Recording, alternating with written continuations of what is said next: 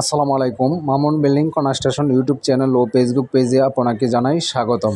আজকে আমি সেরা 10টি বাড়ির ফ্লোর প্ল্যান এবং ডিজাইন দেখাবো এবং খরচসহ ফাউন্ডেশন অনুযায়ী খরচসহ ভিডিওটির মাধ্যমে তুলে ধরবো। তো আশা করি পুরো ভিডিওটি দেখবেন।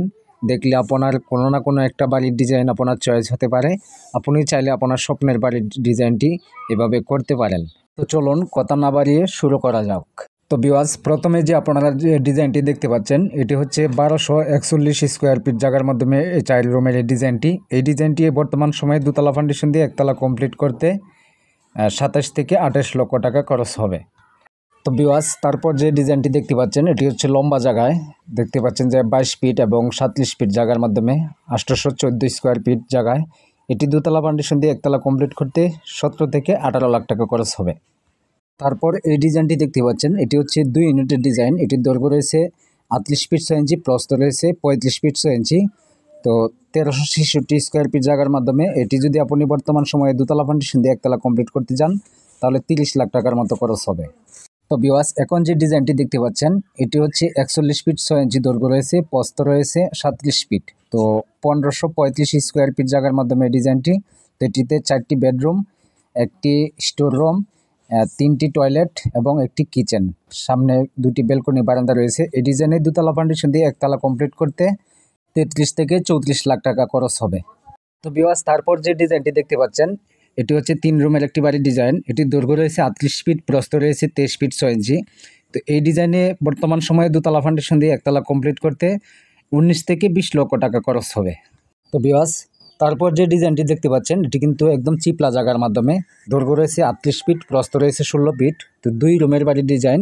তো এই ডিজাইনটি দুতলা ফাউন্ডেশন দিয়ে একতলা কমপ্লিট করতে গেলে 13 থেকে 14 লক্ষ টাকা খরচ হবে। তো ভিউয়ার্স, তারপর যে ডিজাইনটি দেখতে পাচ্ছেন 4 বেডরুমের খুবই সুন্দর ডিজাইন। তো এটির দৈর্ঘ্য রয়েছে 39 ফিট 6 ইঞ্চি, প্রস্থ রয়েছে 36 ফিট। তো এটি বর্তমান সময়ে দুতলা ফাউন্ডেশন দিয়ে একতলা কমপ্লিট করতে 30 থেকে 31 লাখ টাকা খরচ হবে। তো ভিউয়ার্স, এখানে 4 বেডরুমের আরও একটি বাড়ির ডিজাইন দেখতে পাচ্ছেন, খুবই সুন্দর বাড়ির ডিজাইন। তো এটির দৈর্ঘ্য রয়েছে 39 ফিট, প্রস্থ রয়েছে 32 ফিট। তো 1248 স্কোয়ার ফিট জায়গার মাধ্যমে এটি যদি দুতলা ফাউন্ডেশন দিয়ে একতলা কমপ্লিট করতে যান তাহলে 27 থেকে 28 লাখ টাকা খরচ হবে। তো ভিউয়ার্স, তারপর দেখতে পাচ্ছেন 2 ইউনিটের খুবই চমৎকার আরও একটি বাড়ির ডিজাইন।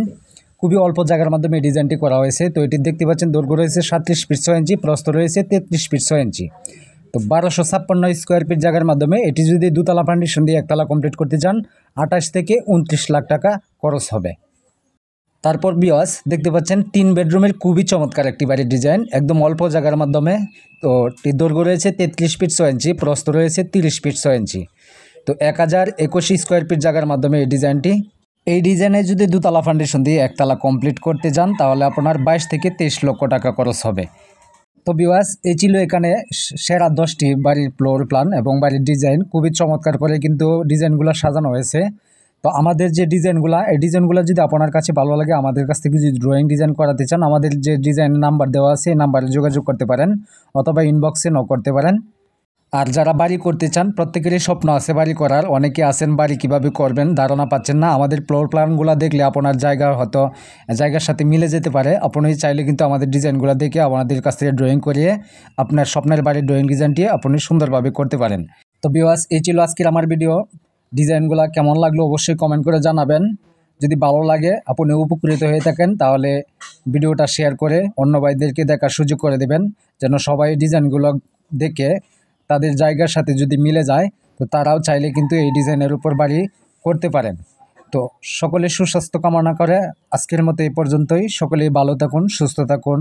দেখা হবে পরবর্তী কোনো ভিডিওতে। আল্লাহ হাফেজ।